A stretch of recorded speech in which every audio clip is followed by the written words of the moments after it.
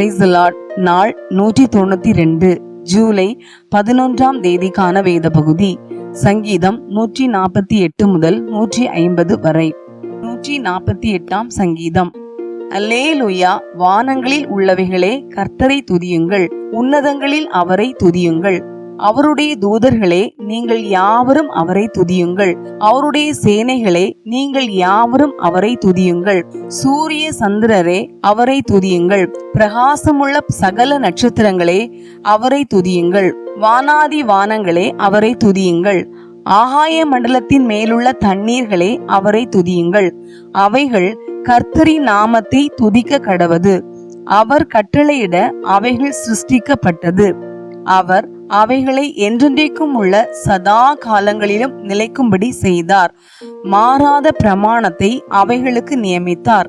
பூமியில் உள்ளவைகளே கர்த்தரை துதியுங்கள், மகா மச்சங்களே, சகல ஆழங்களே, அக்கினியே, கல்மழையே, உறைந்த மழையே, மூடுபனியே, அவர் சொற்படி செய்யும் பெருங்காற்றே, மலைகளே, சகல மேடுகளே, கனி மரங்களே, சகல கேதுருக்களே, காட்டு மிருகங்களே, சகல நாட்டு மிருகங்களே, ஊரும் பிராணிகளே, இறகுள்ள பறவைகளே, பூமியின் ராஜாக்களே, சகல ஜனங்களே, பிரபுக்களே, பூமியிலுள்ள சகல நியாயாதிபதிகளே, வாலிபரே, கன்னிகைகளே, முதிர் வயதுள்ளவர்களே, பிள்ளைகளே, கர்த்தரை துதியுங்கள்.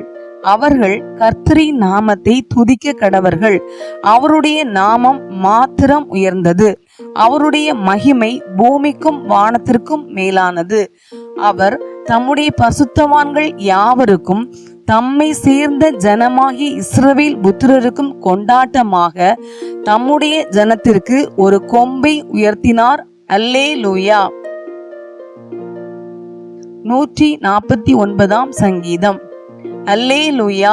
கர்த்தருக்கு புது பாட்டை பாடுங்கள், பரிசுத்தவான்களின் சபையிலே அவருடைய துதி விளங்குவதாக. இஸ்ரவேல் தன்னை உண்டாக்கினவரில் மகிழவும், சீயோன் குமாரர் தங்கள் ராஜாவில் களி கூறவும் கடவர்கள். அவருடைய நாமத்தை நடனத்தோடே துதித்து தம்புரினாலும் கிண்ணறத்தினாலும் அவரை கீர்த்தனம் பண்ண கடவர்கள். கர்த்தர் தம்முடைய ஜனத்தின் மேல் பிரியம் வைக்கிறார், சாந்த குணமுள்ளவர்களை இரட்சிப்பினால் அலங்கரிப்பார். பரிசுத்தவான்கள் மகிமையோடே களி கூர்ந்து தங்கள் படுக்கைகளின் மேல் கெம்பீரிப்பார்கள்.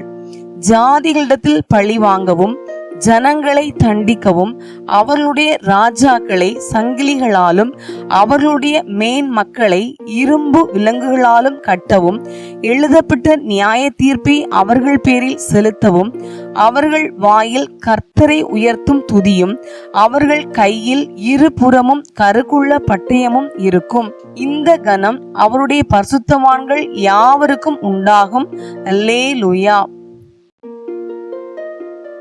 150ஆம் சங்கீதம்.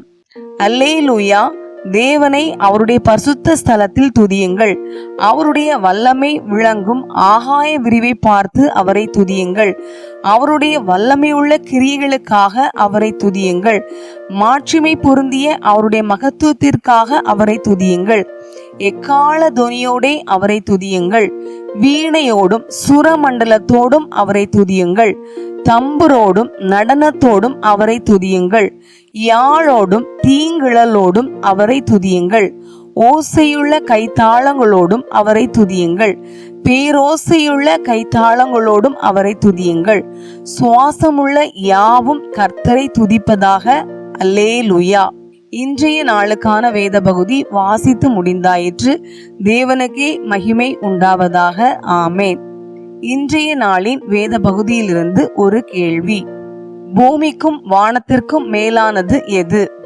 இன்றைய நாளுக்கான வாக்குத்தத்தம் சங்கீதம் 149:4. கர்த்தர் தம்முடைய ஜனத்தின் மேல் பிரியம் வைக்கிறார்.